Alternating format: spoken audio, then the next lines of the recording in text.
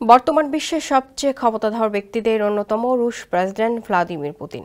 বুদ্ধি, প্রজ্ঞা আর দূরদর্শিতায় বর্তমান বিশ্বে পুতিনের ধারের কাছেও কেউ।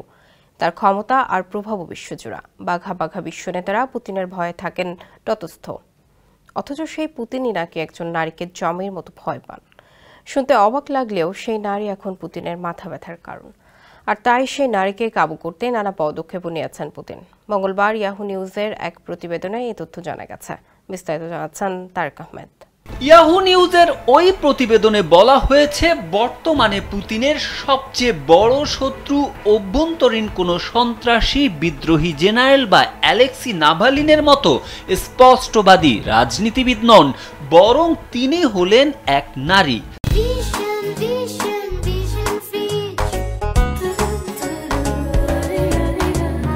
দারিয়া সেরেনকো নামের ওই নারীকে জমের মতো ভয় পান পুতিন।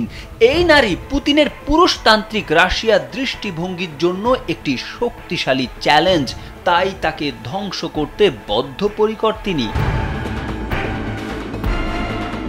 ইউক্রেন যুদ্ধের দ্বিতীয় দিনে 2022 সালের 29 ফেব্রুয়ারি সেরেনকো ফেমিনিস্ট এন্টি ওয়ার রেজিস্ট্যান্স আন্দোলন প্রতিষ্ঠা করেন। এটি নারীদের যুদ্ধের বিরুদ্ধে কথা বলতে উদ্বুদ্ধ করেছে। সরকার কর্তৃক নিষিদ্ধ এই গ্রুপটি এখন রাশিয়ার 80টি শহরে হাজার হাজার নারীকে সম্পৃক্ত করেছে। নির্বাসনে থাকলেও সেরেনকো রাশিয়ার পুরুষতান্ত্রিক কাঠামো ভাঙার লড়াই চালিয়ে যাচ্ছেন, যা তাকে পুতিনের জন্য বিপজ্জনক করে তুলেছে। এই আন্দোলন রাশিয়ার 60টিরও বেশি শহরে শত শত যুদ্ধবিরোধী প্রতিবাদের আয়োজন করেছে। তারা ইউক্রেনের নারীদের যুদ্ধের কষ্টের সাক্ষ্য সম্বলিত চিঠি এবং যুদ্ধবিরোধী পোস্টকার্ড বিতরণ করে। একটি পোস্টকার্ডে লেখা ছিল, আমরা প্রতিবেশীর বিরুদ্ধে যুদ্ধে যাই। সেরেনকো পশ্চিমে এখনো পরিচিত নন, কিন্তু পুতিনের নিষ্ঠুর দমন নীতির কারণে রাশিয়ায় তিনি পরিচিত হয়ে উঠেছেন।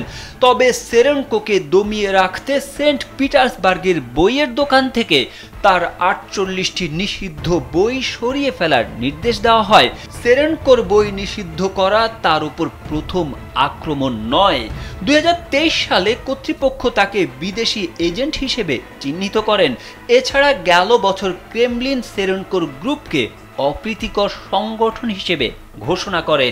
এর ফলে 6 বছরের কারাদণ্ড হতে পারে সেরেনকোর। তারেক আহমেদ, কালবেলা।